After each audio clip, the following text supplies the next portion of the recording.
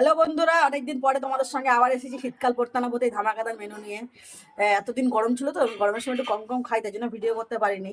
তো এখন ঠান্ডা পড়েছে, এখন বেশি বেশি খাবো, তাই জন্য নিয়েছি এখানে পালং শাক সেদ্ধ, আর এটা আছে সিম, পেঁপে, এটা গাজর, এটা বরবটি, আর এটা হচ্ছে পালং শাকের তরকারি, আর মাছ ভাজা, আর কালো জিরের চাটনি। So let's start. বন্ধুরা, তোমরাও কিন্তু এরকম খাবে শীতকালে। হুম।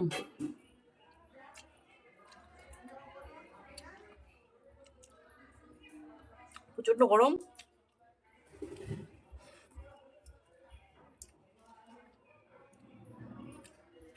সব ভিটামিন।